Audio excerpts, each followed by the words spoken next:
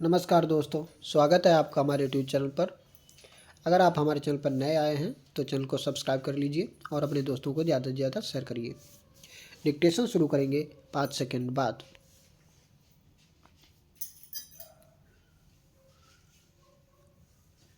Start. मान्यवर, इस विषय पर जो चर्चा हो रही है मेरी दृष्टि में यह काफ़ी गंभीर और महत्वपूर्ण है, क्योंकि इसका संबंध सारी दुनिया की आधी आबादी से है। जहाँ तक हमारे देश का सवाल है, इसका संबंध 80% आबादी से है, क्योंकि हमारा देश कृषि पर निर्भर है। पूरे देश की खाद्य समस्या से इस मंत्रालय का संबंध है। इसलिए मेरा अनुरोध है कि इस विषय पर जो भी सुझाव माननीय सदस्यों द्वारा दिए गए हैं या दिए जाएंगे, उन पर मंत्री जी अवश्य ध्यान देंगे और उन पर उपयुक्त निर्णय लेंगे। महोदय, विश्व खाद्य संगठन ने इस वर्ष हिंदुस्तान के लिए खाद्य उत्पादन की दृष्टि से बड़ा गंभीर वर्ष बताया था, लेकिन देश के किसानों ने, मजदूरों ने, इस देश की केंद्र सरकार ने और राज्य सरकारों ने वैज्ञानिकों के सहयोग से इस बात को साबित कर दिया है कि यदि हमारे देश के किसानों को आवश्यक सुविधाएं दी जाएं, तो वह किसी भी देश के किसान का उत्पादन के मामले में मुकाबला कर सकता है। इसलिए सरकार का यह पहला कर्तव्य है कि वह किसानों की हर तरह से सहायता करे। यह जरूर है कि इस वर्ष प्रकृति की भी काफ़ी कृपा हमारे ऊपर रही है, लेकिन हमेशा वह कृपा बनी रहेगी यह कहना संभव नहीं है। इसलिए इन सारी स्थितियों पर निर्भर होने के लिए कौन से कदम उठाने चाहिए, इसकी ओर कृषि मंत्रालय को विशेष ध्यान देना चाहिए। महोदय, सिंचाई के बारे में काफ़ी चर्चा हुई है। मैं इस मंत्रालय का ध्यान विशेष रूप से इस बात की ओर दिलाना चाहता हूं कि हमको अपनी गति बढ़ानी पड़ेगी। जो हमारी सिंचाई की योजनाएं हैं, उनको हमें शीघ्र पूरा करना होगा। समय हमारा इंतज़ार नहीं करेगा, लेकिन इसमें एक दिक्कत यह है कि अनेक राज्यों ने पहले की स्वीकृत योजनाओं को पूरा किए बिना कई नई योजनाएं हाथ में ले ली हैं, जिससे उनको पूरा करने की गति धीमी होती जा रही है, क्योंकि उनके लिए पैसे की कमी हो जाती है। अगर प्रकृति हमारा साथ ना दे तो हमारे देश पर भारी मुसीबत आ सकती है। इसी मुसीबत से बचने के लिए हमारी प्रधानमंत्री ने 20 सूत्री कार्यक्रम में सिंचाई को भी सम्मिलित किया है। जहाँ तक छोटी सिंचाई योजनाओं का सवाल है, वह हमारे देश के किसानों के लिए काफ़ी लाभदायक है। थोड़े समय में उनके परिणाम सामने आ जाते हैं। बड़ी योजनाओं को पूरा करने में काफ़ी समय भी लगता है और पर्याप्त धन की भी आवश्यकता होती है। इस संबंध में मेरा सुझाव मंत्रालय को यह है कि इन योजनाओं से जो पानी सिंचाई के लिए किसानों को दिया जाता है, उसके दाम इतने ज़्यादा रखे जाते हैं कि सभी किसान उसका लाभ नहीं ले पाते। इसलिए पहले 3-4 सालों में सिंचाई के दाम कम रखे जाने चाहिए, ताकि किसानों की पूरी मदद हो सके और अनाज की पैदावार भी बढ़ सके। किसानों को आर्थिक सहायता भी नहीं दी जाती है, जबकि उद्योगपतियों को सरकार अनेक प्रकार से सहायता देती है। किसान को जो कर्जा आप देते हैं, उस पर ब्याज की दर कम लगनी चाहिए।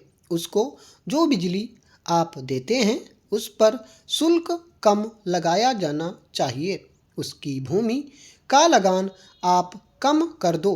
उसको जो पानी सिंचाई के लिए दिया जाता है, उस पर कर कम कर दो। इस तरह से आप किसान की सहायता करेंगे तो वह देश को भरपेट अनाज पैदा करके दे सकेगा। किसान देशभक्त भी है, वह देश की पैदावार को भी बढ़ाता है। वह जवान भी देश की रक्षा करने के लिए आपको देता है और देश को ही नहीं विदेशों को भी अनाज देने के लिए अब वह तैयार हो रहा है। इसलिए सरकार का ध्यान किसान पर सबसे पहले जाना चाहिए। मेरा कहना यह है कि किसानों की जो कठिनाइयाँ हैं, उनकी जो समस्याएं हैं, उनको पक्षपातपूर्ण ढंग से नहीं देखना चाहिए। किसान को सबसे बड़ी शिकायत भी यही है कि उसकी ओर सरकार को जितना ध्यान देना चाहिए उतना यह नहीं दे रही है। किसान का अन्न खाकर सारे देश के लोगों की आंखें खुलती हैं, विदेश के लोगों की भी आंखें खुलती हैं। उपाध्यक्ष महोदय, मैं आपके सामने एक बात और भी रखना चाहता हूँ और वह यह है कि देश में बेकारी बढ़ती जा रही है और इसे रोकने का कोई उपाय सरकार अभी तक नहीं कर पाई है। सरकार अपने दूसरे कामों में ऐसे उलझी रहती है कि उसे इस ओर ध्यान देने का समय ही नहीं है। यदि बेकारी की समस्या की तरफ सरकार ने ध्यान नहीं दिया तो देश का जो बेरोजगार वर्ग है वह क्रांति कर सकता है और अगर ऐसा हुआ तो सरकार को बड़ी परेशानी का सामना करना पड़ेगा।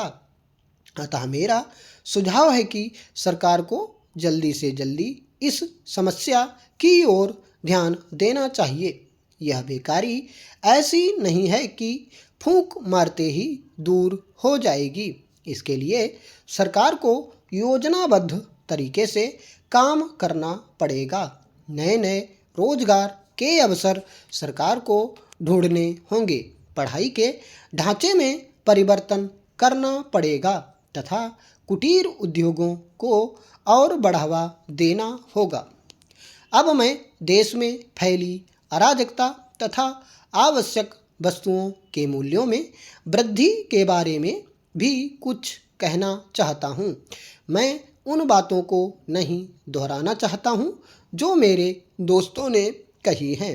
एक बात मैं ज़रूर कहूँगा कि इस वक्त हिंदुस्तान के चारों तरफ की परिस्थिति बड़ी खराब है और इसमें किसी की जिम्मेदारी नहीं है। लोगों के पास सामान खरीदने के लिए पैसा नहीं है, लोग भूखों मर रहे हैं। ऐसी हालत में असामाजिक तत्व उनके साथ मिल जाते हैं और दुकानों को लूटने की कोशिश करते हैं। इसी प्रकार दंगे फसाद बढ़ रहे हैं।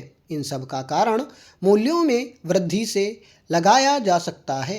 लोगों में बेरोजगारी पहले से ही काफ़ी है और उस पर भी अगर उन्हें आवश्यक वस्तुएं सस्ते दामों पर ना मिल सकें तो उनकी हालत और भी खराब हो जाती है। एक बात बिल्कुल साफ है और सही है कि अगर सामान बाजार में होगा, चाहे वह चीनी हो, गेहूं हो, चावल हो या कुछ भी हो, और लोगों के पास उसे खरीदने के लिए पैसा नहीं है तो वे लूटपाट ही करेंगे। इसके अलावा चीज़ों के दाम इतने बढ़ चुके हैं कि गरीबों के लिए उन्हें खरीदना भी मुश्किल हो गया है। इस सब की जिम्मेदारी किसकी है? क्या उस गरीब की है या राजनीतिक दलों की है? मेरे विचार में इस सब की जिम्मेदारी सरकार की है और इसके लिए मैं सरकार को बता देना चाहता हूँ कि जल्दी से जल्दी इसका कोई न कोई इंतजाम किया जाए। आज जमाखोरों तथा सरकारी अफसरों में एक समझौता हो चुका है।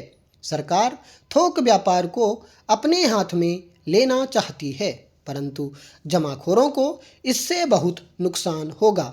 और इसलिए वे सरकारी अफसरों से मिल गए हैं और इस नीति को विफल करना चाहते हैं। इन शब्दों के साथ मैं मंत्री महोदय से निवेदन करना चाहता हूँ कि देश में जो गरीबी, बेकारी तथा भुखमरी का दौर चल रहा है, इसको रोकने के लिए कुछ न कुछ इंतजाम किया जाए। स्टॉप।